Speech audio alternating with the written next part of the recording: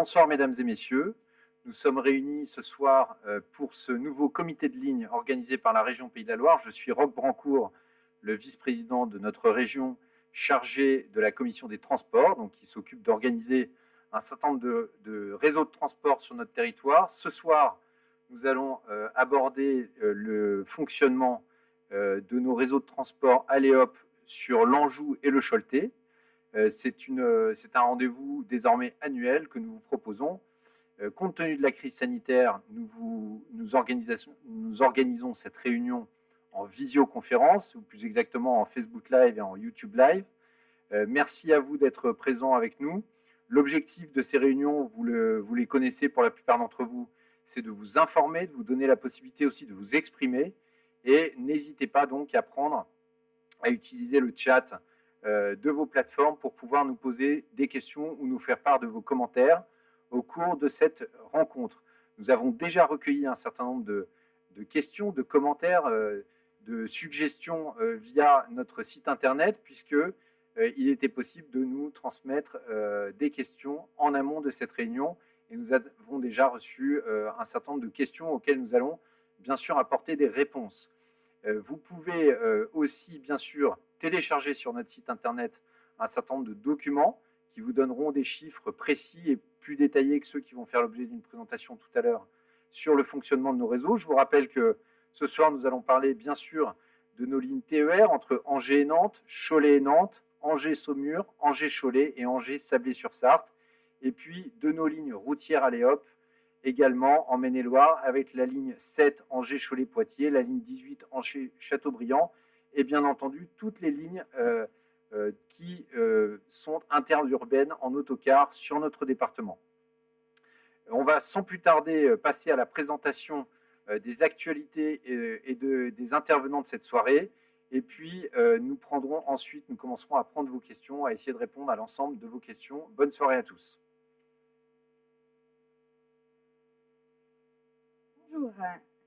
Bonjour à tous, bonsoir, merci Monsieur Brancourt. Donc je vais d'abord vous présenter l'ensemble des personnes présentes sur le plateau ce soir. Je commence par Monsieur Guillaume Béchet.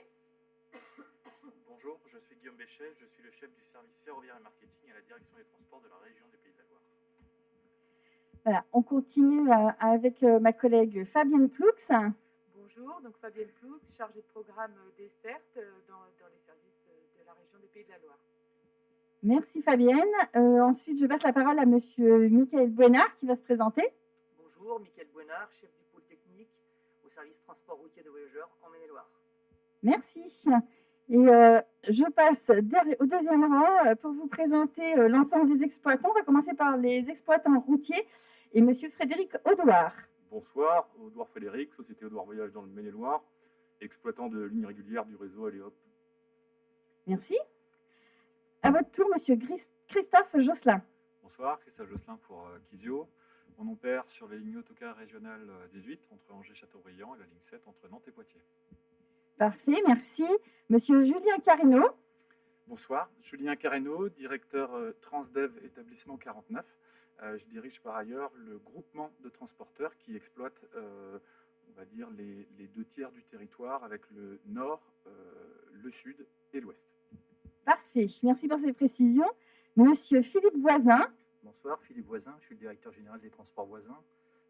Nous exploitons donc le secteur est des lignes routières du Maine-et-Loire. Et on va passer aux exploitants ferroviaires avec Monsieur Ronan Besser.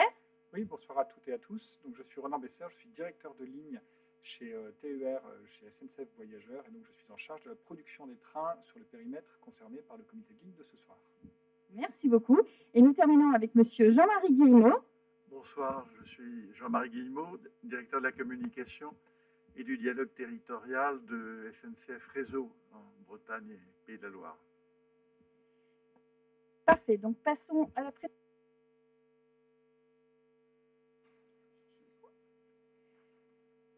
Voilà, donc je vous rappelle qu'on se trouve sur un périmètre qui comprend à la fois bien sûr des lignes ferroviaires et routières.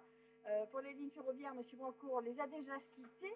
Nantes-Angers, Angers-Saumur, Nantes-Cholet, Cholet-Angers et la section de ligne entre Angers et Sablé-sur-Sarthe.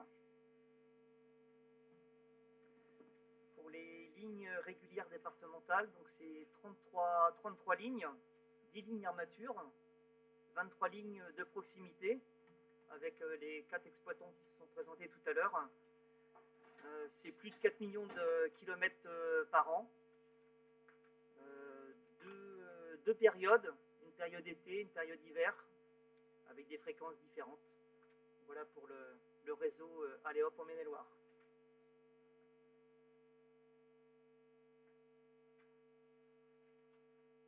Alors, visiblement, on a un petit souci sur la technique.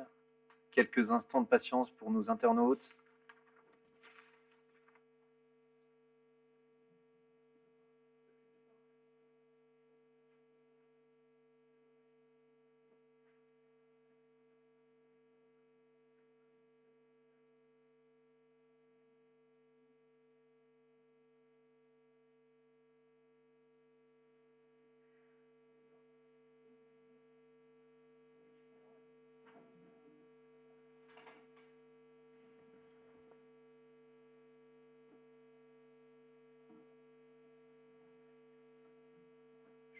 Parler donc des évolutions au niveau du réseau des lignes régulières qui se sont opérées cette année. Donc il y a eu au niveau des créations de services 2 allers-retours sur la ligne 401B qui est la ligne de Château-Gontier-Lyon-d'Angers. C'est une ligne qui a une correspondance au Lyon-d'Angers avec la ligne 401. Des modifications au niveau de 5 lignes puisque ces 5 lignes ont désormais un terminus au niveau de l'hôtel de ville à Angers, avec la nouvelle station de tram. Et nous avons supprimé un service qui n'avait pas de fréquentation suffisante, un service en fait sur la ligne 403 entre Beaufort et Angers, pour l'arrivée à 20h à Angers. Nous avons supprimé le service du lundi au vendredi, mais nous l'avons maintenu le samedi. Donc voilà pour les principales évolutions des dessertes routières sur le Maine-et-Loire.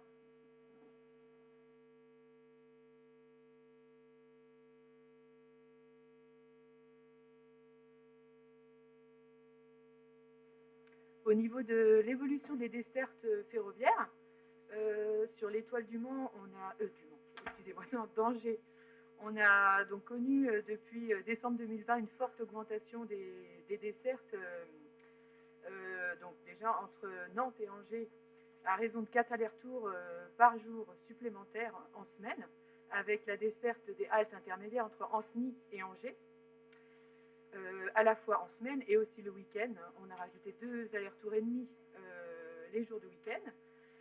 On a aussi augmenté la desserte entre Angers et Le Mans par l'ajout d'un aller-retour en heure de pointe en semaine, et le week-end 2 allers-retours entre Nantes et Le Mans.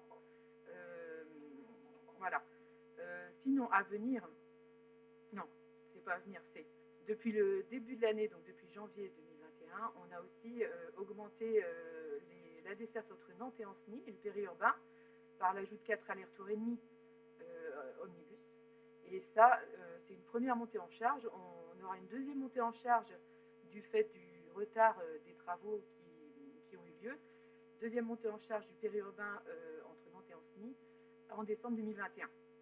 Et ensuite, du fait aussi du retard des travaux, du fait de la crise sanitaire, entre Clisson et Cholet, on mettra en service, donc à partir du 29 mars 2021, une desserte entre Nantes et Cholet, donc par l'ajout de 5 allers-retours en semaine par jour de train. Voilà. La desserte du week-end aussi entre Nantes et Cholet sera vraiment aussi significativement améliorée.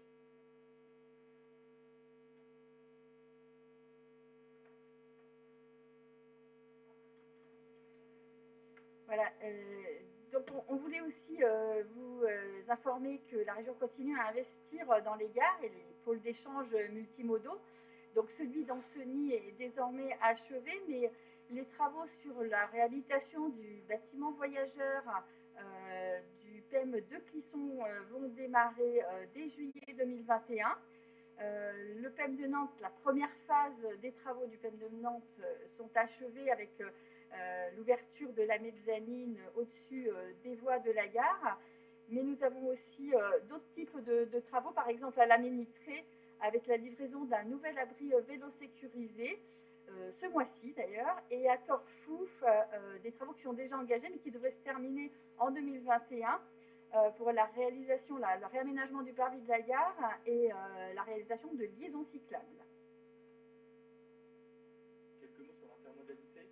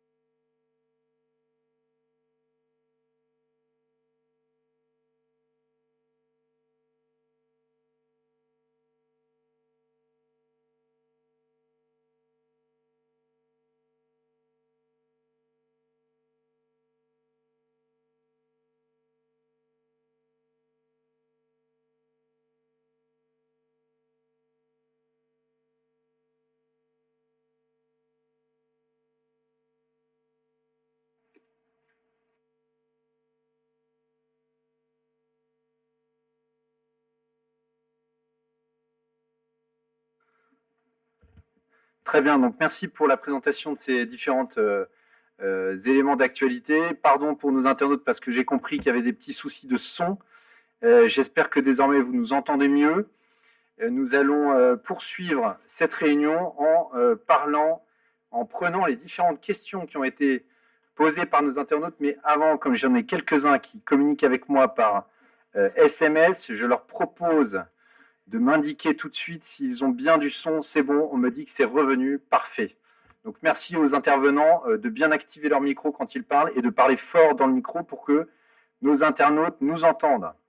Nous allons prendre les premières questions qui nous sont parvenues et puis bien entendu, s'il y a un certain nombre de questions arrivent par le chat, on va les prendre dans la foulée. Donc je passe la parole à Madame Sybille Bossard pour qu'elle nous donne la lecture des premières questions des internautes qui nous ont adressées par Internet. En effet, je vais me faire le porte-parole des usagers, des voyageurs sur le réseau Aléop en Maine-et-Loire. Une question qui concerne tout d'abord l'information voyageur. Une anonyme qui effectue le trajet Chemillé-Angers souhaite qu'on imagine un système pour la prévenir, c'est le moment de renouveler son alerte SMS. Et elle demande pourquoi ce service n'est pas tout simplement directement couplé au renouvellement de l'abonnement. Alors, on va passer la parole à Monsieur Besser de la SNCF pour qu'il nous donne quelques précisions sur ce système. Oui, bonsoir. Je vais juste commencer par rappeler ce que c'est que ce système, peut-être pour l'intégralité des internautes qui ne le connaissent pas forcément. Donc, c'est un système qui permet de vous d'abonner à un numéro de train ou d'abonner une plage horaire en fait sur le site internet TER Aléop. Et qui vous permet de recevoir un SMS ou un email, c'est vous qui choisissez, si votre train a un retard prévisible de plus de 20 minutes. Et vous pouvez choisir donc les jours de la semaine dans lesquels ce système est activé. Vous pouvez choisir si ça s'active ou non le week-end. Et vous pouvez également suspendre cet abonnement pendant votre période de vacances, par exemple, pour éviter d'être dérangé pendant que vous n'avez pas besoin de ce service. En revanche, effectivement, pour répondre à la question, il n'existe pas pour le moment de système de relance des utilisateurs de ce SMS qui s'arrêtent en fait automatiquement au bout d'1 an pour ne pas avoir des personnes qui continueraient à recevoir, ou des lignes en tout cas qui continueraient à recevoir des SMS indéfiniment sans qu'une personne qui aurait récupéré ce numéro puisse arrêter ce système.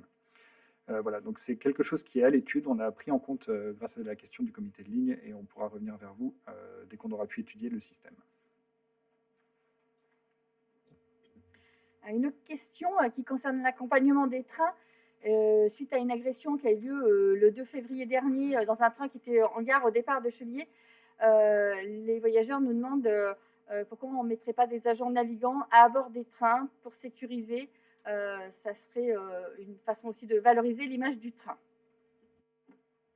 Alors, Renan Besser, toujours de la SNCF. Oui, pour répondre à cette question, je suis obligé de commencer par adresser mon soutien et toutes mes pensées aux personnes qui ont été agressées dans ce train. Voilà, ça nous a beaucoup touchés, nous aussi à la SNCF, puisque notre conducteur a aussi été victime, le premier victime en fait des agressions. Voilà, donc sachez simplement que des plaintes ont été déposées au nom de la SNCF et au nom du conducteur lui-même. En ce qui concerne le sentiment de sécurité qu'on a à bord de nos trains, j'ai quatre points à rappeler à nos internautes. Le premier, c'est que en fait, l'intégralité des rames du parc TER Pays de la Loire est équipée de vidéosurveillance, vidéoprotection, à l'exception d'une série de matériel qui est un petit peu plus ancien, mais ce matériel-là est systématiquement équipé de contrôleurs. Enfin, les contrôleurs sont présents à bord des trains.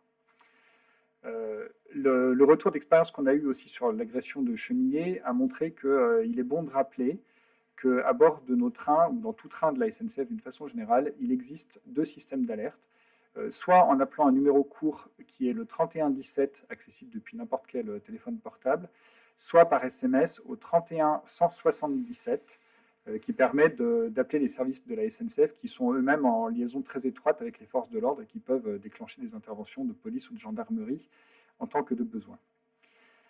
Il y a un autre système qui existe dans tous les trains, c'est le système d'alarme, donc qui est présent généralement près des portes, qui n'a pas non plus été utilisé ici, mais qui est présent et qu'il ne faut pas hésiter à utiliser. Contrairement à ce qu'on pense souvent, en fait, ce système d'alarme ne provoque pas l'arrêt du train automatique, il vous met simplement en relation avec le conducteur, qui lui, du coup, peut prendre les mesures, appeler, là encore, les services de secours, enfin, en tout cas, le service qui gère les interventions des forces de l'ordre dans les trains. Donc, encore une fois, n'hésitez pas à utiliser ce service si vous en avez besoin, ce système d'alarme. Voilà. Et enfin, en complément de toute cette réponse, on est évidemment en train d'étudier la façon dont on pourrait renforcer de façon ponctuelle des contrôles sur cette ligne-là, puisqu'on a bien conscience que cette agression a fortement bouleversé tous les habitants qui sont au bord de cette ligne. Merci, Monsieur Besser. Je voudrais ajouter que effectivement, on a bien suivi ce qui s'est passé, et que la vidéo sur protection qui est présente dans un grand nombre de trains de notre région a quand même permis de communiquer des informations aux enquêteurs. Et nous avons aussi, pour ce qui concerne la région Pays de la Loire, également déposé plainte suite à ces comportements inacceptables dans nos trains. Nous sommes très vigilants, très attentifs aux informations qui nous remontent lorsqu'il survient des problèmes de violence ou d'insécurité dans nos trains. Je dois dire que je suis assez content et satisfait que ce genre de situation soit exceptionnel, mais néanmoins, nous sommes très attentifs aux remontées que nous font les usagers, les internautes, et nous demandons aussi à la SNCF d'être extrêmement attentive et surtout de faire preuve d'une exigence absolue vis-à-vis des fauteurs de troubles. Donc, je voudrais à nouveau remercier le conducteur d'avoir accepté de porter plainte, la SNCF, la région a également porté plainte, et nous suivrons de près cette situation. Les images qui ont pu être données à la justice permettront également, je l'espère, d'avoir la plus grande fermeté par rapport à ces comportements. Nous allons passer à une autre question. Oui, un usager de la ligne entre Angers et Saumur nous écrit parce qu'il trouve qu'il y a toujours des ralentissements et des arrêts en pleine voie, qui provoquent bien sûr des retards de train qui sont liés à des problèmes au passage à niveau. Donc apparemment, ça a lieu souvent le matin et ça met en retard pour aller au travail. Donc il voudrait avoir des renseignements à ce sujet et savoir comment on pourrait améliorer la situation. Oui, je vais répondre encore. Au sujet de cette question, ce que je peux peut-être commencer par faire, c'est rappeler de façon factuelle la conformité des trains sur l'axe. Et la conformité, alors 2020 était une année évidemment très particulière, mais la conformité des trains sur la ligne entre Angers et Saumur a été pour l'année 2020 de 90%, si on enlève toutes les périodes où les trains n'ont pas circulé en raison de la crise sanitaire qu'on a traversée. Pour autant, j'entends bien la plainte de ce client qui trouve que la qualité n'est pas suffisante. Et du coup, pour apporter quelques éléments de réponse sur les causes, sachez, monsieur, ou madame, pardon d'ailleurs, que à peu près la moitié de ces causes sont liées par des faits qui sont extérieurs à la SNCF. C'est par exemple des chutes d'arbres, des franchissements intempestifs de passage à niveau, des choses comme ça qui mettent les trains en retard. En ce qui concerne du coup les 50 autres pourcents des retards qui sont directement imputables à SNCF Voyageurs, sachez aussi qu'on a des programmes d'amélioration continue qui nous permettent d'afficher des taux de régularité de nos trains qui s'améliorent d'année en année. Par exemple, sans vouloir rentrer trop dans la technique, on a un programme qui s'appelle H00, bien connu de l'ensemble du monde cheminot, et qui permet de travailler sur le départ à l'heure des trains. À titre d'exemple, en l'année 2020, ce programme a permis de remettre à l'heure au départ de la gare d'Angers plus de 570 trains, soit 7,5% de ponctualité de mieux que l'année dernière. D'autres questions sur les retards et les surcharges sur les trains entre Angers et Cholet? Oui, c'est ça. Entre Angers et Cholet, on nous demande pourquoi les trains sont si souvent en retard, même si ce n'est que quelques minutes. Et les trains sont apparemment également en surcharge tous les lundis matins et vendredis soirs. Et dans ces conditions, il est, semble-t-il, impossible de respecter la distanciation sociale. Oui, donc je reprends la parole. Je ne vais pas refaire le même laïus en ce qui concerne la ponctualité et la régularité des trains, mais en revanche revenir sur les surcharges. Donc on a effectivement bien noté, grâce à nos comptages, qu'on a certains trains qui sont bien chargés, notamment le lundi matin, le vendredi soir. Ça correspond à des fortes pointes de voyageurs. On sait aussi, notamment sur la ligne qui arrive à Angers, qu'il y a beaucoup d'étudiants et d'internes qui en plus ont des grosses valises. Donc c'est un problème qu'on ne méconnaît pas. Voilà. Sachez simplement que sur ces trains-là, on fait déjà circuler à chaque fois que c'est possible tous les trains avec des doubles rames, de façon à augmenter la capacité. Voilà. Et sachez aussi que en fait, dans ces heures de pointe, l'intégralité du parc du TER Pays de la Loire est engagée pour assurer la circulation des trains. Il y a vraiment le strict minimum qui est retenu pour la maintenance. Donc on aurait beaucoup de mal à pouvoir rajouter encore de la capacité sur ces trains-là. J'ai bien noté aussi la difficulté à respecter la distanciation sociale et les mesures sanitaires qui sont en vigueur dans le pays aujourd'hui. Et du coup, ça me permet de répondre à une question qui arrivait un petit peu plus tard, la question de Monsieur Bureau, qui nous écoute, j'espère, et qui se reconnaîtra. Donc les mesures sanitaires à bord des trains, elles sont importantes. Toutes nos rames sont désinfectées tous les jours.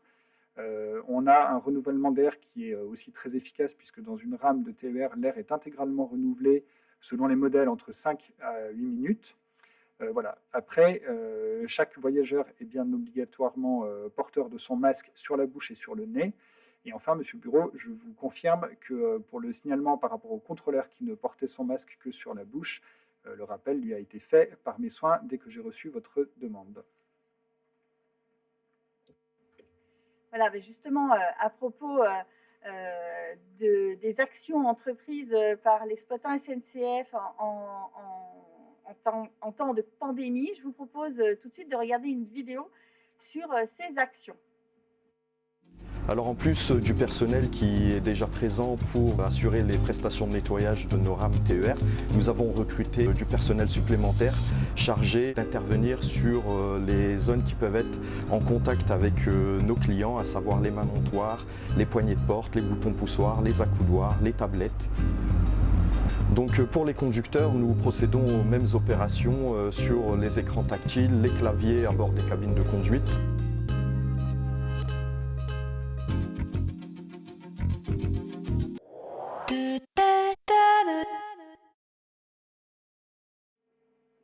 Une nouvelle question, toujours en termes de qualité de service.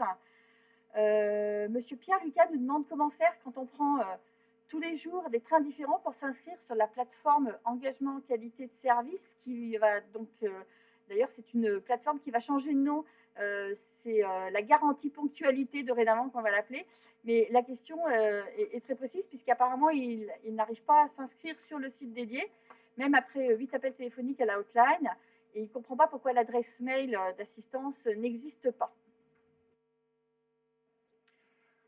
Oui, donc au sujet de l'ancien engagement qualité de service qui devient donc une garantie ponctualité, je rappelle le principe rapidement pour ceux qui ne le connaîtraient pas et pour vous inviter d'ailleurs à y souscrire si ce n'est pas déjà fait. Ce système s'adresse aux abonnés Touti illimité qui prennent le train tous les jours.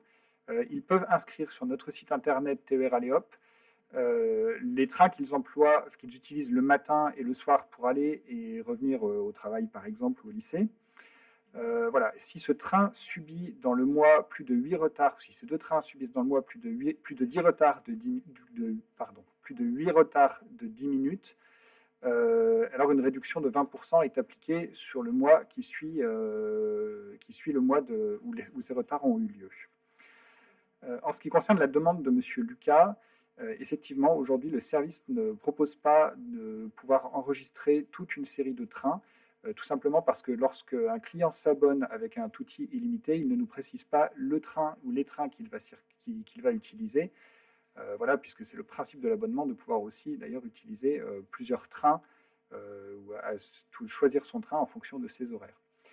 Dans le cas précis du coup de Monsieur Lucas, je l'invite simplement à se rapprocher de notre centre de relations clientèle au 0800 210 800, qui habituellement répond très bien. Je suis extrêmement surpris et navré d'apprendre que Monsieur Lucas a appelé 8 fois ce centre sans que ça ne réponde, puisqu'on a des agents qui sont présents tous les jours de 7h à 20h et le samedi de 8h à 13h pour vous répondre. Concernant l'adresse mail, là aussi, c'est étonnant car il n'y a normalement pas d'adresse mail pour joindre le service client de la SNCF, mais uniquement des formulaires qui sont disponibles sur le site internet, dans la rubrique aide et contacts par exemple, ou en fonction du sujet, vous avez un formulaire qui est présent dans la rubrique d'aide. Voilà.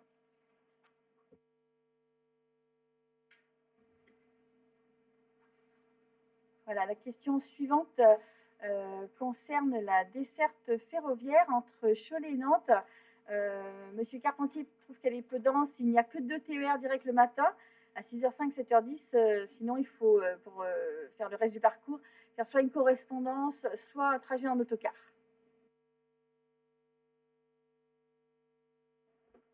Oui, au niveau de la desserte Nantes-Cholet, elle va être significativement augmentée à l'achèvement des travaux d'infrastructure entre Clisson et Cholet. Et donc, à partir du 29 mars 2021, on aura 5 allers-retours par jour, 2 semaines en plus. Et donc, ça nous fera une desserte de 9 allers-retours par jour. Y compris, enfin, l'offre du week-end sera aussi augmentée, doublée. Et on va passer on aura 3 à 4 allers-retours par jour. Donc, du coup, pour Monsieur Carpentier, en fait, le matin, on aura une possibilité supplémentaire d'arriver à Nantes. Donc, on aura 7h02, 7h50 et donc 8h50 en plus. Et le soir, depuis Nantes, on aura 2 possibilités de revenir à Cholet en plus, en heure de pointe. Très bien, on continue sur les questions qui nous arrivent ou qui nous sont parvenues sur la desserte. Oui, une question autocar, me semble-t-il. Le dernier départ entre Beaufort et Angers, est-ce qu'il serait possible de rétablir un service après 17h30 parce que c'est, semble-t-il, trop juste pour les usagers? Oui, bonsoir, Philippe Voisin. Oui, aujourd'hui, le dernier départ de Beaufort-en-Vallée est à 17h. Il arrive à 17h55 sur Angers. La desserte a été supprimée. Elle existe uniquement le samedi aujourd'hui. Nous allons travailler avec la région pour voir s'il faut rétablir ce service. Oui, ce que je comprends, c'est qu'il semblerait que sur cet autocar, il y avait très peu de fréquentation, très peu d'usagers, mais c'est un point qu'on va vérifier. Et puis, en fonction de la fréquentation, vous voulez peut-être apporter des précisions? Oui, tout à fait. On pourra de nouveau étudier la demande des usagers. Si effectivement il s'avère que c'est une demande qui correspond fortement, eh bien, on pourra remettre de nouveau le service pour une arrivée plus tard, effectivement, et ce, du lundi au samedi. Très bien, merci beaucoup. On continue avec les questions qui nous parviennent sur la desserte. En effet, lors du dernier cadencement, la perte du train de 7h34 à Savenières semble fortement regrettée parce qu'il permettait d'arriver à 8h à Angers pour les étudiants. La même personne, alors il n'y a pas que de la desserte, mais je vais quand même les poser en même temps, ces questions, même si on y répondra peut-être plus tard. Le local à vélo est défectueux en gare de Tiercé. Et quelles sont les lignes ouvertes à la concurrence? Alors, Madame Ploux pour répondre. J'ai fait un petit peu d'histoire pour retrouver donc l'horaire supprimé au départ de Savenières à 7h34. En fait, il n'a pas vraiment été supprimé. Avant, on partait de Savenières. On avait trois départs possibles de Savenières pour aller à Angers le matin et arriver à Angers avant 9h. Avec le cadencement en juillet 2017, on a conservé trois départs de Savenières pour aller à Angers. C'est simplement que les horaires ont été un petit peu modifiés, le cadencement permettant d'avoir des horaires un peu plus réguliers. Voilà. Au global, Savenières a légèrement gagné en nombre d'arrêts, a gagné à peu près un arrêt par jour. Voilà. Je complète la question parce qu'on a eu une question d'une personne, c'est Madame Lefebvre, qui nous avait fait aussi cette remarque-là. Elle nous a indiqué que du coup le train de 7h24 était surchargé. J'ai vérifié et c'est effectivement le cas, et en particulier le lundi. Donc on va étudier la question avec TER pour voir à résoudre ce problème-là. Et un autre complément d'info, elle me dit, Madame Lefebvre, qu'elle voudrait prendre son vélo. Elle ne peut pas prendre son vélo pour monter dans le train à Savenières, aller à Angers. Et donc, effectivement, en fait, ce n'est pas vraiment la politique qui est défendue par la région. Des aménagements cyclables pour mener aux gares sont subventionnés par la région. L'achat de vélos électriques est aussi subventionné par la région, ainsi que le stationnement des vélos en gare. Et par contre, les vélos dans les trains, il nous faudrait dimensionner les trains en fonction des quantités de vélos qu'il pourrait y avoir dans les trains, et ça aurait un coût énorme. Voilà. Voilà ce que je peux dire. Oui, je vais peut-être compléter vos propos, Madame Ploux, sur le sujet, puisque en effet, la question de l'emport des vélos à bord des trains est souvent une revendication d'un certain nombre de nos usagers, on le comprend très bien, et c'est plutôt une bonne chose de constater que de plus en plus d'usagers du TER prennent aussi leur vélo. mais on est confronté à une difficulté, c'est que l'achat d'une rame de train, ça coûte plusieurs millions d'euros, et que avec l'augmentation de l'utilisation du vélo par nos concitoyens, eh bien, on pourrait s'attendre à ne plus jamais pouvoir vraiment répondre correctement à l'emport de tous les vélos dans les trains, si telle était notre politique. Donc c'est la raison pour laquelle nous encourageons plutôt les usagers du TER aux heures de pointe à soit s'équiper d'un vélo pliant, qui est beaucoup moins encombrant et qui prend pas plus de place qu'une valise, plutôt que des vélos normaux. D'ailleurs, la région apporte une subvention aux usagers qui seraient prêts à acheter un vélo pliant, soit à utiliser leur vélo pour le garer à leur gare d'arrivée ou leur gare de départ, quitte à utiliser un deuxième vélo. Nous savons qu'il y a certains usagers qui le font. C'est aussi la raison pour laquelle nous équipons les gares de la région Pays de la Loire progressivement avec des abris sécurisés qui permettent aux usagers du quotidien de pouvoir protéger les vélos qu'ils occupent. On a bien conscience de cette difficulté. La plupart du temps, dans les trains de la région, on peut mettre son vélo, mais c'est vrai qu'aux heures de pointe, eh bien parfois, en fonction de la fréquentation, il faut privilégier la place pour les habitants, pour les voyageurs, plutôt que pour les vélos. Malheureusement, c'est une difficulté qui est difficilement surmontable. En tout cas, nous poursuivons notre effort en faveur du vélo, en faveur de l'équipement des stationnements sécurisés en gare, et bien entendu, nous continuerons à permettre que tous les vélos puissent monter à bord, mais dès lors qu'il n'y a pas trop de surcharge à bord des trains. Alors, j'ai une autre question qui nous est arrivée sur les plateformes en ligne de Madame Stella Dupont, qui est députée, je crois, du Maine-et-Loire. L'an dernier, on avait évoqué lors de la réunion du comité de ligne l'intérêt d'une double rame sur les horaires fréquentés entre Cholet et Angers. Elle demande où en est l'étude. Alors, qui peut répondre à cette question? SNCF? Non? Alors, on va peut-être demander à Madame... Oui, vous voulez apporter des précisions? C'est vrai que ça vient compléter la question de Madame Lefebvre précédente qui a constaté des surcharges entre Savenière et Angers. Donc on va étudier la question avec TER. C'est vrai que la mobilisation des rames aux heures de pointe est pas simple, et en particulier sur cette ligne-là. Donc on va faire un travail sur cette ligne. Ok, donc message à Stella Dupont.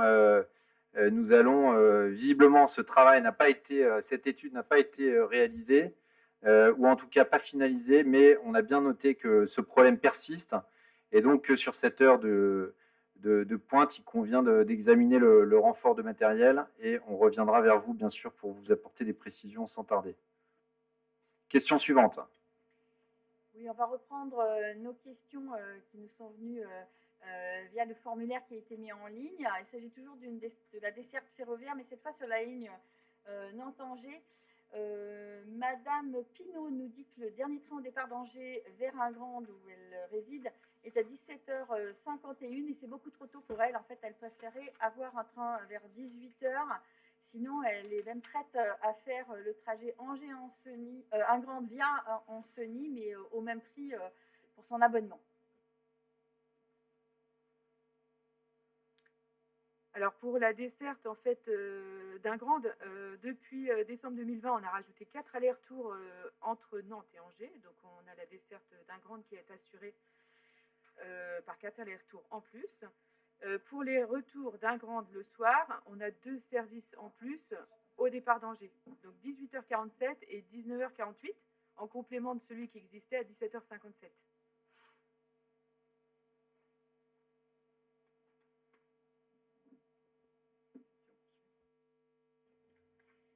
Alors pour la question suivante, Monsieur Alexandre Ottolini, j'espère que je prononce bien ce nom, nous informe que la SNCF supprime systématiquement 2 TER entre Ancenis et Angers dès lors qu'il y a des perturbations sur le trafic, que ce soit des grèves ou des incidents de production. Et donc il n'y a plus de train entre 16h16 et 20h16, ce qui malheureusement demande aux étudiants d'arriver beaucoup plus tard que prévu à leur domicile, au-delà de 20h en tout cas. Alors, qui peut répondre à cette question? Moi, je peux peut-être déjà apporter un complément sur ce que permet la loi sur le service minimum qui a été mise en place, effectivement. Donc cette loi, elle nous permet de connaître beaucoup plus en avance, c'est-à-dire 48 heures à l'avance, en fait, les agents et les ressources dont on pourra disposer pour pouvoir construire notre plan de service dégradé lors des périodes de grève. Tout ce que je dis là, évidemment, n'est pas valable pour un aléa, pour quelque chose qui est vraiment inopiné, que j'évoquais tout à l'heure comme perturbant la qualité de service, par exemple un arbre qui tombe sur une voie ou un passage à niveau qui est en dérangement. Donc en fonction des ressources qu'on connaît, 48 heures à l'avance, on construit un plan de transport qu'on annonce la veille du jour de la perturbation à 17 heures, donc 24 heures à l'avance. Ces plans de transport, ils sont construits avec la logique de pouvoir servir le plus grand nombre possible de personnes, donc notamment en faisant des trains qui sont généralement le plus possible omnibus, en desservant tous les arrêts, quitte à ce que ces trains soient un petit peu plus lents que d'habitude et qui permettent, vu qu'il y a moins de trains, de desservir quand même toutes les gares. Et enfin, on essaye de répartir avec les ressources dont on dispose des trains plutôt sur les heures de pointe et plutôt les trains les plus utiles pour les trajets pendulaires des gens qui vont soit au travail, soit au lycée, à l'école, ou qui en reviennent. Voilà. Mais j'ai bien noté la suppression de ces deux trains-là qui posent problème. Et ce point-là aussi, enfin, le fait qu'on n'ait pas de train entre 16h16 et 20h16, donc on regardera dans nos plans de services dégradés comment on peut remédier à cette situation. Ok, merci pour cette réponse. On continue avec plusieurs questions sur la desserte, notamment sur les creux de desserte entre 4h et 9h du matin, entre Chantossé et Nantes. Bigre. Bon, ben, je vais redire ce qui a été dit tout à l'heure. On a augmenté la desserte quand même par l'ajout de 4 allers-retours entre Nantes et Angers, avec les arrêts entre Ancenis et Angers, donc par jour, 4 allers-retours par jour. Malheureusement, on n'a pas pu combler tous les creux de desserte, dont celle dont parle Monsieur Ottolini. Il y a aussi des contraintes qui peuvent apparaître, c'est ce qu'on appelle des blancs travaux, c'est des plages de surveillance, des infrastructures où là, on ne peut pas rajouter de train. Donc c'est ce qui peut expliquer qu'on n'a pas rajouté de train dans ce créneau-là. Mais la région a la volonté de faire plus, et ça se fera progressivement, faire plus aux heures creuses, faire plus le week-end. Le week-end, on a déjà amélioré significativement la desserte entre Nantes et Angers de manière omnibus. Très bien, merci beaucoup. Je vois qu'on a des questions sur les circulations du TER le dimanche.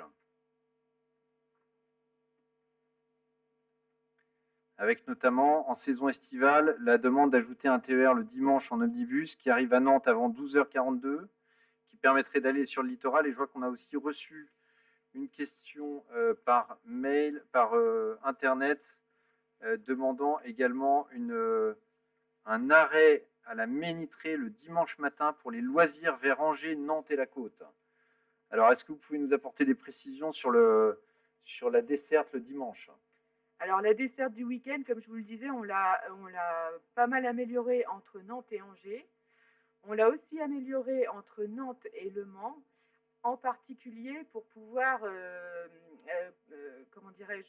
pouvoir aller à la côte le week-end. C'est-à-dire qu'on a aussi amélioré les relations entre Nantes et Saint-Nazaire-le-Croisic, Nantes-Saint-Gilles-Croix-de-Vie, Nantes-Pornic, par des mises en correspondance entre des trains qui viennent du Mans, et par l'ajout aussi de trains entre Nantes et Le Mans ou entre Nantes et vers la côte. Voilà. Donc on a une question, je crois, d'une personne de la Ménitrée dont on n'a pas encore axé nos efforts sur cet axe-là, mais on a le souhait d'aller plus loin sur les autres axes. Oui, ce qu'on peut dire, c'est que progressivement, l'objectif du conseil régional, c'est qu'on atteigne un rythme de desserte dans toutes les gares d'un train toutes les heures tout au long de la semaine, et aussi de renforcer la desserte de nos gares, de l'ensemble de nos gares le week-end, c'est-à-dire le samedi, le dimanche, et puis d'étendre nos horaires en soirée. Mais vous l'avez compris, ça représente une augmentation d'offres de trains très importante, et on ne peut le faire que progressivement. Donc c'est notamment l'axe entre Angers et Nantes qui a été choisi pour démarrer cette démarche, mais bien entendu, il faudra que nous puissions progressivement aussi augmenter la desserte sur le week-end, sur les autres lignes. Ça fait partie de notre stratégie au-delà de cette première ligne entre Angers et Nantes. Je voudrais qu'on poursuive avec les questions qui s'affichent, avec notamment une question sur le train de Chantocé. Non, on a déjà évoqué ce point-là, non, sur le... Ah, d'accord. Alors, je pense qu'on a déjà évoqué ce problème, et plutôt, voilà, donc on avait une question, je vous laisse la présenter sur les Herbiers Nantes. Oui, sur la liaison entre les Herbiers et Nantes, le temps de transport actuellement est de 2 heures par autocar contre 1 heure en voiture. Donc en transport en commun, il faut passer par Cholet ou Montaigu ou La Roche-sur-Yon, nous dit monsieur Thomas Elcom. Mais les correspondances dans ces gares ne sont pas optimisées. Donc dans l'attente des études d'infrastructure qui vont démarrer rapidement pour éventuellement créer une infrastructure ferroviaire donc entre Cholet et les Herbiers, monsieur Elcom demande la création d'un car direct vers Clisson, Montaigu ou Cholet, mais avec des correspondances efficaces matin et soir. Alors, c'est vous qui allez peut-être nous apporter des éclairages, monsieur Bouinard. Je vais essayer, puisque c'est une ligne qui concerne mes collègues de la Vendée, puisque la ligne dont il est question, c'est la ligne 70, les Herbiers Montaigu-Nantes. Il est vrai que les services répondent plus principalement à des besoins de déplacement en Vendée et que les services routiers existants ne sont pas construits pour être en correspondance avec les trains en direction de Nantes. Toutefois, les correspondances pourront être retravaillées dans le cadre de la future délégation de services publics de la Vendée. Et on pourra demander à ce moment-là aux futurs délégataires d'étudier une amélioration des correspondances car-train en croisant nos grilles horaires. Donc effectivement, on va pouvoir améliorer les correspondances train-car dans le cadre de la future délégation de services publics de la Vendée. Merci beaucoup. On poursuit avec une autre question reçue par Internet. Oui, allez-y, dans la présentation. Une autre question de dessert, je vois qu'on a des questions sur Clisson-Cholet. Oui, sur Clisson-Cholet, beaucoup de voyageurs nous ont écrit pour nous dire qu'ils jugeaient la fréquence trop limitée. Ils souhaitent par exemple la création d'un train au départ de Cholet vers 7h30. Voilà, qu'en est-il ?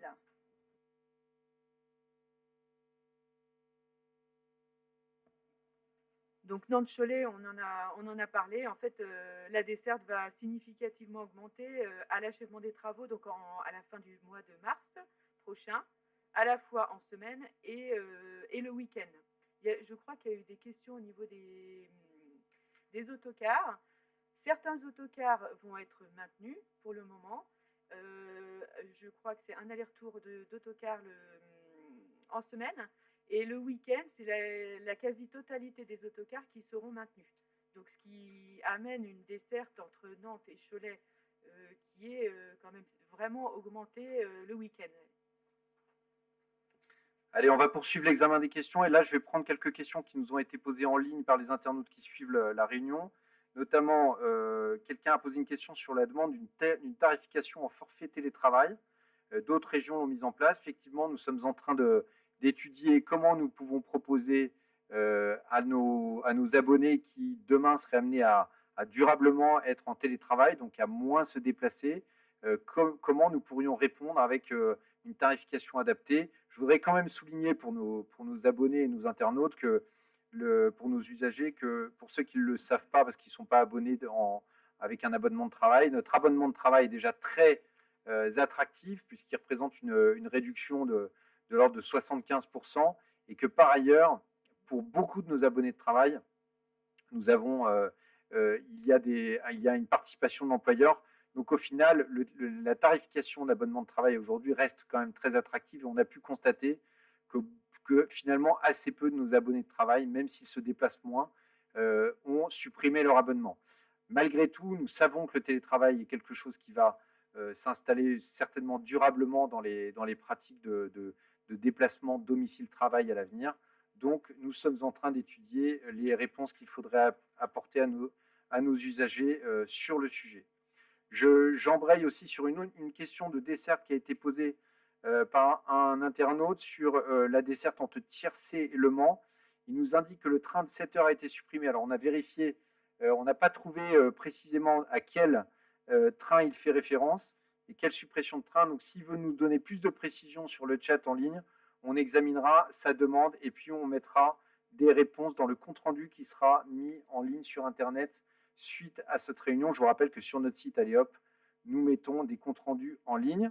J'embraye avec une question qui a été posée sur la réouverture de la ligne ferroviaire entre Cholet et les Herbiers. Est-ce qu'elle est à l'étude? Donc je profite de cette réunion pour vous dire que les études sont toujours en cours. Pour le moment, qu'est-ce qu'elles nous disent, ces études? Elles nous disent que il y a un potentiel de fréquentation qui pourrait justifier le fait d'investir pour réouvrir cette ligne, mais à certaines conditions. Ces conditions, c'est notamment qu'on puisse assurer de bonnes correspondances et un bon temps de parcours depuis Angers jusqu'au Puy du Fou, si nous réouvrions cette ligne pour desservir le Puy du Fou. Ça, c'est la première condition, puisque ça justifierait à peu près la moitié du trafic, la desserte du Puy du Fou en touristes venant visiter le parc du Puy du Fou, l'autre moitié étant constituée plutôt, a priori, d'habitants du territoire entre Cholet et les Herbiers qui se déplacent pour notamment leur travail, leurs études, la scolarité. Cette étude, elle a permis de définir qu'il y a un potentiel de fréquentation intéressant et nous allons maintenant engager une deuxième série d'études plus techniques qui visent à bien déterminer quel serait le niveau d'investissement à consacrer à la régénération, la modernisation de la ligne ferroviaire, la solidification certainement des ouvrages d'art, le traitement des très nombreux passages à niveau, la signalisation, etc. Donc, avant de pouvoir prendre des décisions sur ce sujet, il fallait, un, vérifier qu'il y avait un potentiel de fréquentation, c'est a priori le cas. Deux, il faut maintenant déterminer quel serait le coût de l'investissement pour voir s'il serait supportable compte tenu de la fréquentation à venir. Donc, cette étude se poursuivre et nous aurons l'occasion de tenir informés nos habitants et nos usagers sur l'avancement de ces travaux. Je réponds aussi à une question d'un internaute sur le fait qu'il n'y a pas de ponctualité sur le service qui est indiqué dans les documents qui ont été présentés en ligne. Je pense que c'est peut-être le cas, en revanche, sur le document qui est téléchargeable sur notre site internet Aléop. Est-ce que Mme Sybille Bossard voulait apporter des précisions sur ce point? En effet, il y a plusieurs documents, c'est facile de s'y perdre et de ne pas savoir lequel télécharger.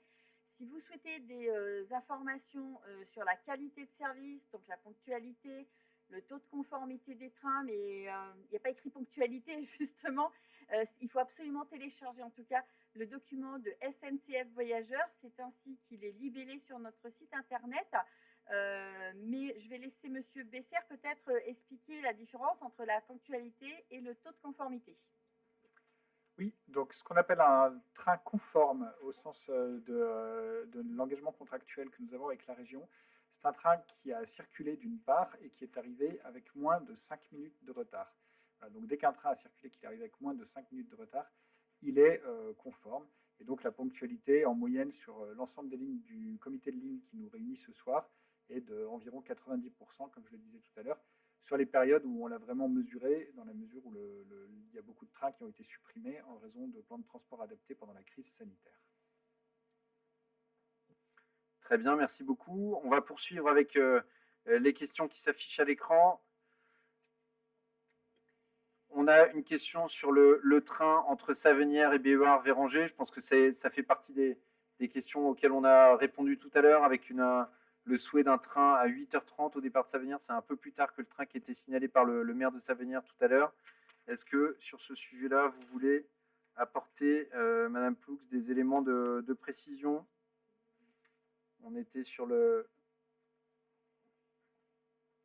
À vous la parole. Donc, en fait, oui, aujourd'hui, il y a 3 arrêts le matin à Savenière pour aller à Angers, entre 7h et 8h15. En fait, l'arrêt de Savenière n'est pas systématiquement réalisé sur les services entre Angers et Cholet, du fait de nombreuses techniques en fait sur cette voie-là. Et en plus, veut on veut avoir de bonnes correspondances TGV en gare d'Angers sur la ligne Angers-Cholet.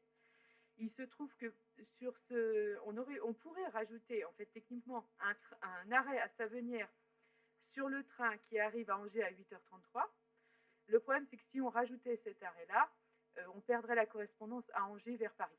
Donc du coup, en fait, actuellement, on a à peu près 15 voyageurs en moyenne par jour qui vont à Paris sur ce train-là. Donc on perdrait cette possibilité-là. Et j'en profite pour rebondir parce que j'ai vu là sur Internet des questions qui portaient sur l'augmentation de desserte sur cette ligne-là, Angers-Cholet. Des internautes qui nous demandent de rajouter des trains pour désengorger les trains en surcharge de la ligne. C'est pas simple de rajouter des trains sur cette ligne-là du fait des contraintes d'infrastructure. On a des contraintes de voie unique, on a des contraintes d'insertion sur la ligne en fait entre Nantes et Angers, et on a aussi des contraintes en gare d'Angers d'occupation des voies. Et se rajoute à ça les correspondances TGV à assurer. Et donc du coup, l'ajout de services en heure de pointe est pas possible pour le moment. Voilà. Merci beaucoup. Évidemment, je pense que ce que certains de nos usagers, ce à quoi ils pensent, c'est plutôt peut-être soit d'ajouter des trains qui circulent, mais c'est peut-être aussi d'ajouter des rames supplémentaires. Et donc, on a bien noté plusieurs questions des internautes qui ont été posées tout à l'heure un peu plus tôt, soit en ligne, soit via Internet avant la réunion, sur le fait qu'il y a quand même aux heures de pointe des surcharges sur la fin du parcours, hein, entre Cholet et Angers, et que c'est un sujet sur lequel il faut qu'on travaille pour l'avenir. On en est bien conscient et j'ai bien noté notamment les demandes des élus des communes et des territoires de cette ligne. Je voudrais qu'on finisse par une dernière question qui nous a été posée sur les dessertes. C'est plutôt une remarque de Donatienne Duflo qui nous remercie pour l'amélioration de la desserte entre Nantes et Le Mans. En attendant un véritable cadencement toute la journée, y compris en heure creuse. Donc vous l'avez compris, Donatienne, c'est notre objectif de pouvoir assurer la desserte continue tout au long de la journée. C'est un effort considérable que cela demande à la région, puisque ça nécessite d'augmenter de quasiment doubler le nombre de trains qui circulent sur le réseau régional. Donc c'est un effort financier, économique, que nous avons l'intention de mettre en œuvre, mais qui va prendre du temps parce qu'il faut une montée en puissance. Mais vous l'avez compris, c'est dans ce sens que nous voulons aller. Et je voudrais dire à l'internaute qui a demandé pourquoi sur Cholet-Nantes, il n'y avait que 9 allers-retours alors qu'il en était prévu 10. Je crois savoir, Madame Ploux, que en réalité, c'est parce qu'au départ, nous avions effectivement prévu 10 allers-retours en semaine, mais nous avons fait le choix plutôt que d'en mettre 10 en semaine, d'en mettre 9 et d'en mettre aussi le week-end, alors que ça n'était pas prévu. Est-ce que vous pouvez peut-être confirmer ce point-là? Ça permettra d'éclairer nos internautes.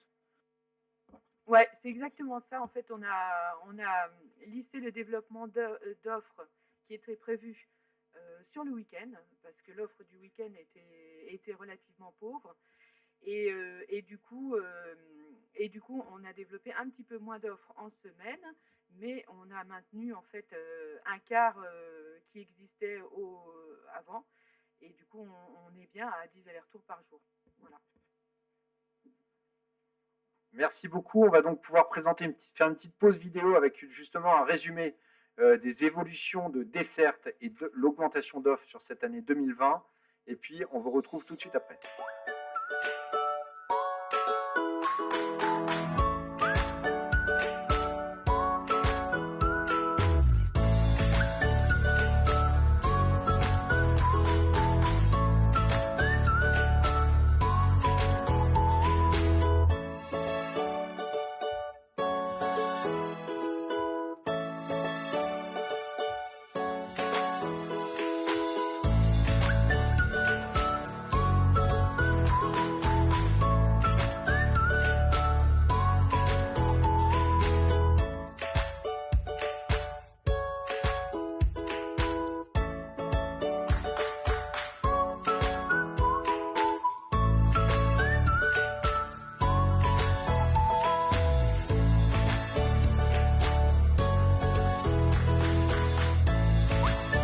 SNCF. Voilà, on reprend nos échanges et on poursuit l'examen des questions qui nous sont posées. On va maintenant passer à un certain nombre de questions qui nous ont été posées sur les tarifs. Et je passe à la première d'entre elles qui doit s'afficher pour vous sur le tarif entre Angers et Châteaubriand, qui est dit un de nos internautes, un de nos usagers, trop cher. On veut bien supporter les contraintes des transports en commun, mais pas à ce prix-là. Et je suis vraiment désolé de dire à notre usager que ce tarif est à peu près le même tarif, voire même pas à peu près, c'est le même tarif que celui qui est pratiqué sur les autres lignes de notre réseau TER, qui est un tarif qui est calculé en fonction du nombre de kilomètres parcourus. En revanche, j'invite vraiment notre internaute à utiliser toutes les facilités qui sont offertes par la région en matière de tarification, notamment vous pouvez acheter une carte Mezzo qui vous permet d'avoir 50% de réduction sur notre tarification et de bénéficier de meilleurs tarifs. Mais je me rends compte que je parle du tarif entre Nantes et Châteaubriand et la question qui était posée était sur Angers-Châteaubriand, donc c'est peut-être la ligne autocar. Et donc je vais passer la parole à Monsieur Bouénard pour apporter des précisions, mais notre tarification sur les lignes autocar va peut-être évoluer. Je vous laisse d'abord apporter quelques éclairages, Monsieur Bouénard. Tout à fait, donc là il s'agit de la ligne Express Régionale 18 entre Châteaubriand et Angers qui passe par Candé. Parce que nous avons une autre ligne départementale qui fait Châteaubriand-Angers, mais par Segré et le Lyon d'Angers. Donc effectivement, il y a une étude en cours actuellement et qui concerne l'harmonisation des tarifs des lignes régulières départementales. C'est un vaste chantier, c'est complexe puisque effectivement, actuellement, dans chaque département de la région, il y a des tarifications différentes.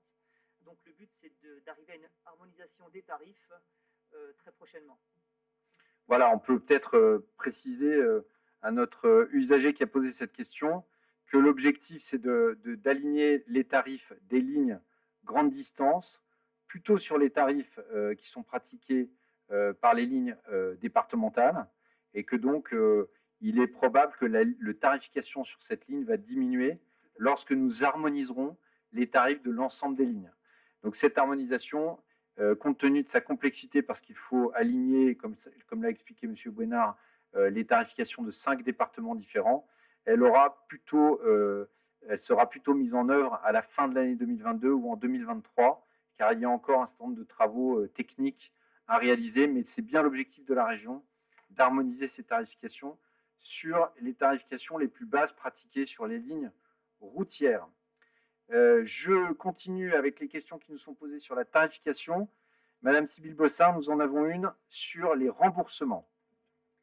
Oui, en effet, la région a pu négocier le remboursement de l'abonnement du mois de décembre 2020. Le mail qui informait donc les abonnés de ce dispositif, ils l'ont reçu très tard, vers le 15-16 décembre, nous disent-ils, pour des démarches effectuées avant le 18 décembre dernier. Donc pourquoi les remboursements ne sont toujours pas effectifs? C'est ce que demandent les abonnés du réseau. Et que faire si on a dépassé de bonne foi ce délai du 18 décembre? À vous, M. Besser. Oui. Donc en ce qui concerne ces demandes de remboursement, donc effectivement le mail a été adressé à nos abonnés le 16 décembre leur demandant de renvoyer le coupon original avec les pièces justificatives, dont un RIB notamment. Voilà, au total, nous avons reçu plus de 2500 demandes de remboursement, ce qui explique qu'il y a quelques délais qui sont encore en cours d'ailleurs pour traiter les demandes de remboursement. Aujourd'hui, je peux vous dire que plus de 95% des demandes ont été traitées, les virements sont en cours. Donc, si vous n'avez pas reçu votre remboursement tout de suite, c'est que ça ne devrait plus tarder. Voilà, juste à titre d'information, en fait, avec cette demande de remboursement supplémentaire par rapport encore à celle du confinement aussi, qui avait eu lieu du premier confinement, pardon, c'est plus de 40% de réclamations supplémentaires qui ont été reçues et traitées par les équipes de TER Pays de la Loire dans des conditions sanitaires qui sont aussi difficiles pour les gens qui doivent les traiter. Merci beaucoup pour ces éléments d'éclairage. On va passer à des questions qui nous sont posées sur la distribution, mais d'abord, une question qui a été posée tout à l'heure sur le chat sur les bornes de distribution de billets qui, semble-t-il, sont régulièrement en panne. Y a-t-il un indicateur de qualité sur le fonctionnement de ces bornes? Et je me tourne vers la SNCF. Est-ce que vous pourriez, Monsieur Besser, nous donner un peu des éléments d'information sur l'état de fonctionnement de ces bornes sur ces lignes et comment ça se passe quand une borne est en panne et pourquoi les délais parfois de remise en service peuvent paraître longs pour nos usagers? Oui, donc on a effectivement un suivi de ces bornes de distribution de billets, de ces distributeurs de billets régionaux, par plusieurs moyens. D'abord, ce sont évidemment des DBR qui sont connectés. Donc on a des alertes quand il y a un certain nombre de pannes. On a des alertes sur, par exemple, le manque de papier, puisque ces DBR donnent un titre de transport papier.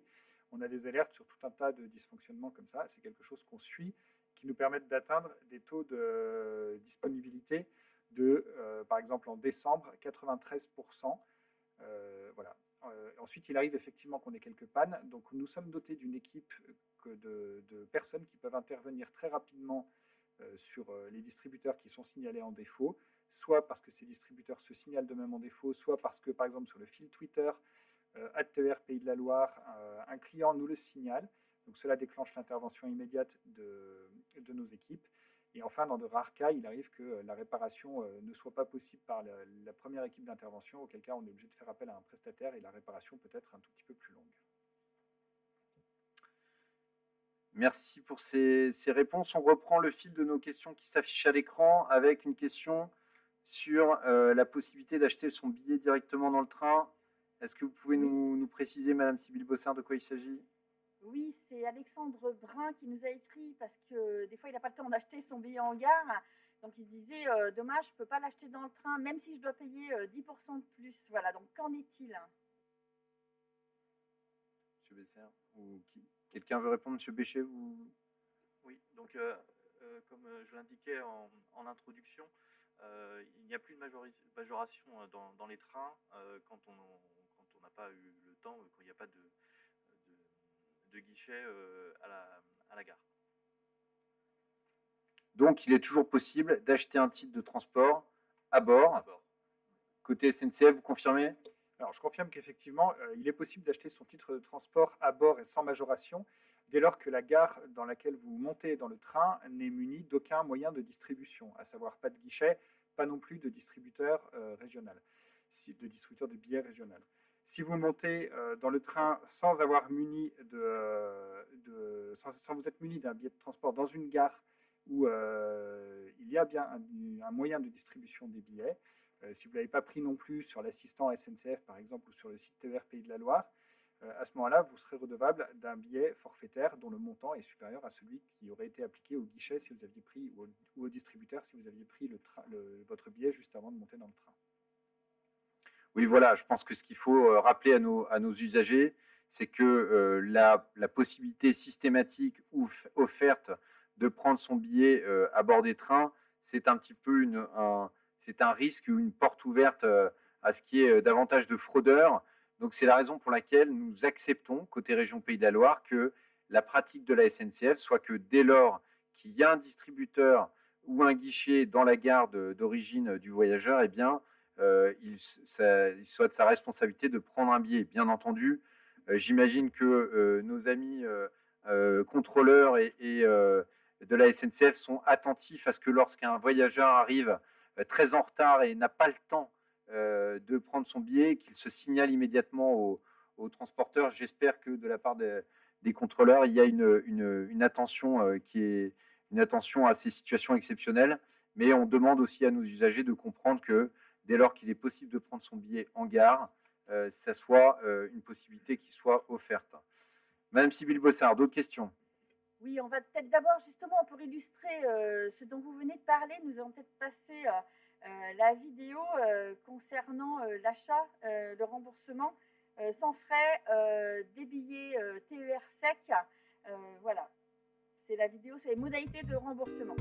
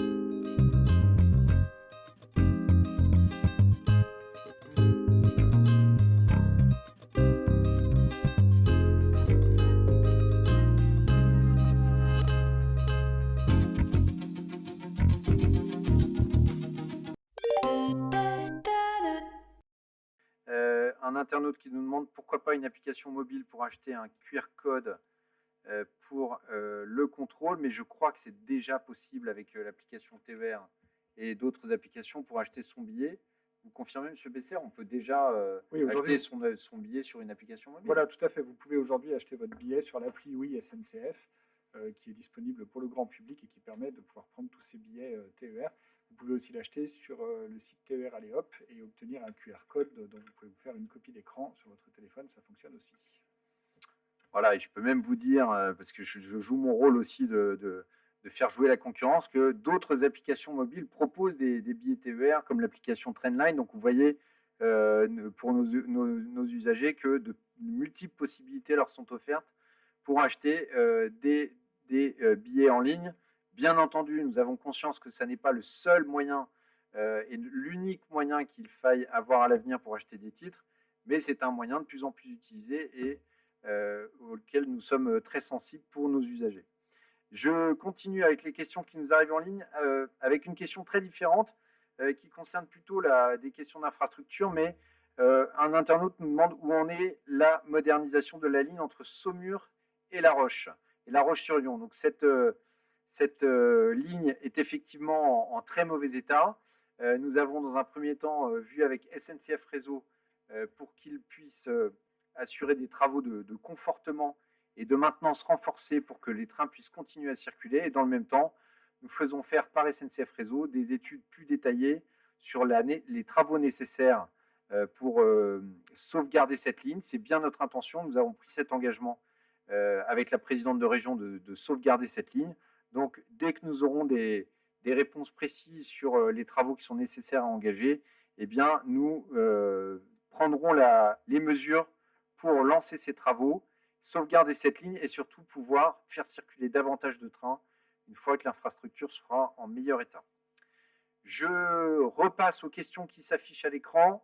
Madame Sybille Bossard, nous avons une question d'un usager de Savenière. Oui, il s'agit maintenant d'une thématique gare. Donc à Savenière, on nous demande pourquoi le panneau d'affichage est en panne depuis de nombreux mois. Oui, donc là, je vais répondre pour le compte de Gare et Connexion, donc une filiale de SNCF Réseau, qui gère tout ce qui est système d'affichage dans les gares. Donc effectivement, cet afficheur léger, comme on l'appelle, à Savenière, est en panne depuis cet été. La raison en est que l'entreprise qui nous fournit les pièces de réparation n'existe plus aujourd'hui. On a donc toutes les peines à retrouver des pièces qui permettraient de le réparer. Donc ce problème n'est pas seulement sur les Pays de la Loire, il concerne plus d'afficheurs légers dans tout le reste de la France. Et donc les services de SNCF sont en train de chercher un fournisseur remplaçant.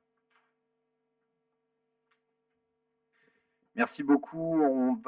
Je vais revenir sur des questions qui nous sont posées sur les réseaux. Plusieurs questions sur la gare de Tiercé, la desserte de la gare de Tiercé, des demandes qui est davantage de trains qui passent et qui s'arrêtent en gare de Tiercé. Donc, on a, Madame Ploux, je crois, des bonnes perspectives. Pas tout de suite, mais il est bien prévu que dans les années qui viennent, on puisse augmenter la fréquentation de la gare de Tiercé. En fait, à l'issue des négociations qu'il y a eu entre la région et TER, donc la convention entre l'exploitant et la région va être prolongée.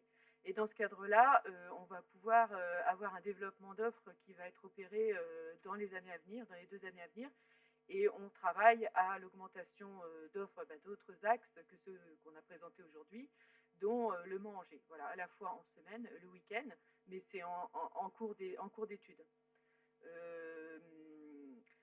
Il y aura aussi à plus long terme l'ouverture à la concurrence qui permettra aussi de développer ce type d'axe, la desserte sur ce type d'axe. Donc du coup, Tiercé en bénéficiera. Il y a une autre question par rapport à Tiercé, des personnes qui voudraient prendre en fait le TGV pour Paris au Mans. Alors ça c'est voilà, la personne dit en fait il faut passer par Angers et bien sûr c'est plus cher parce que la distance est plus grande. Alors ça c'est un travail qu'on mène donc avec SNCF Réseau. On a demandé à SNCF Réseau d'améliorer en fait le nœud de correspondance du Mans. Et c'est un travail qui est assez complexe. C'est comme un puzzle, enfin c'est très très compliqué. Les correspondances sont bien dimensionnées à Nantes et moins au Mans.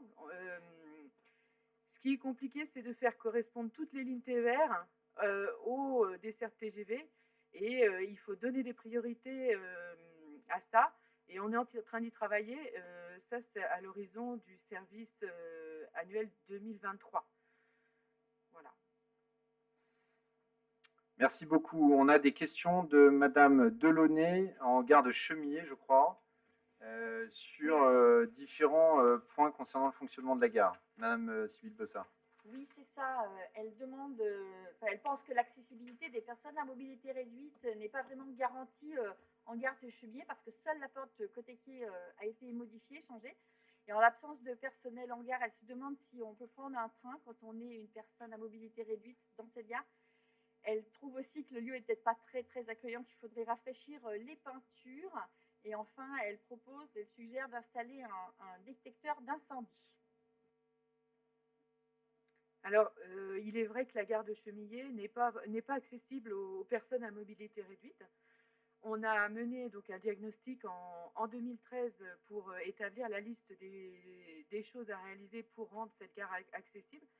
En fait, il faudrait investir en gros 1,5 million d'euros pour pouvoir la rendre accessible à la fois aux personnes malvoyantes, malentendantes et aux personnes à fauteuil roulant.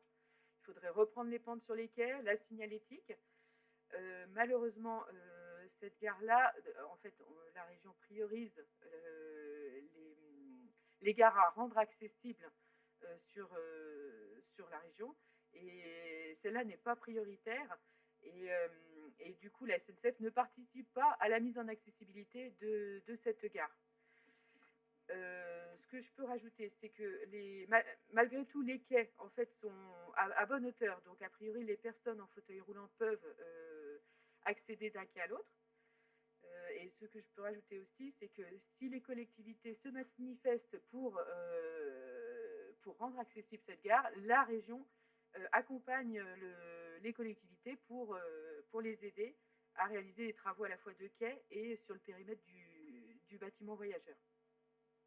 Voilà, ce qu'on peut préciser pour Madame Delaunay, c'est que quand on dit que cette gare n'est pas prioritaire, c'est pas qu'elle n'est pas importante à nos yeux, mais c'est simplement que on donne systématiquement la priorité aux gares qui sont les plus fréquentées. Il y a encore sur notre réseau régional des gares à mettre en conformité PMR qui ont une fréquentation beaucoup plus importante que celle de Chemillé, mais néanmoins, on reste disponible pour aider le territoire, la communauté de communes, si elle le souhaite, à réaliser des investissements pour mettre en accessibilité cette gare.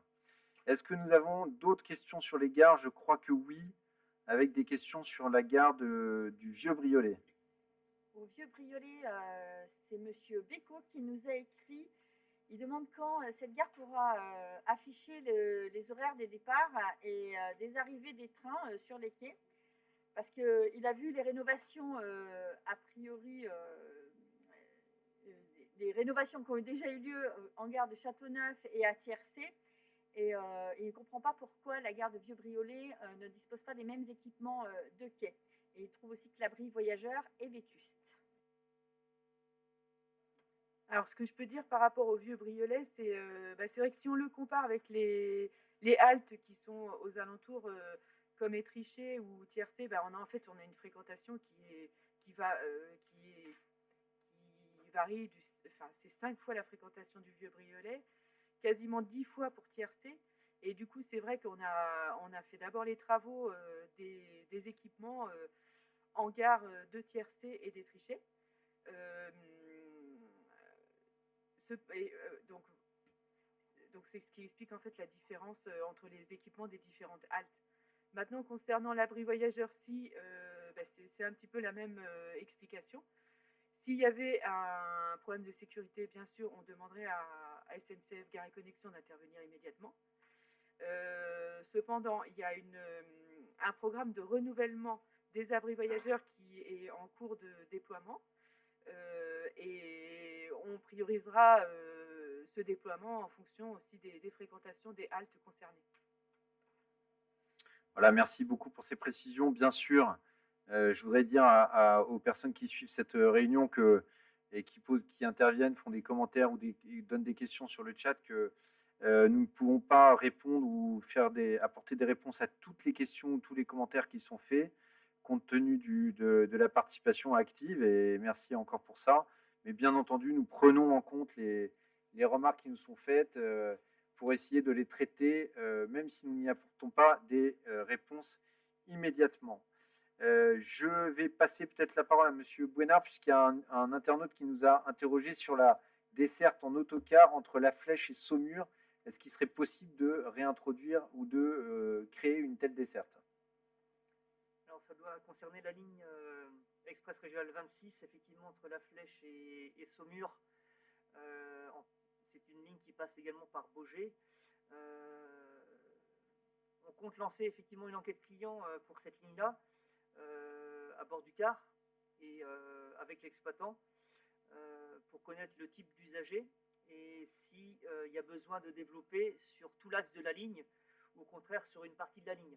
Donc on attendra les résultats de l'enquête client pour savoir effectivement vers quoi on peut tendre pour développer la ligne 26.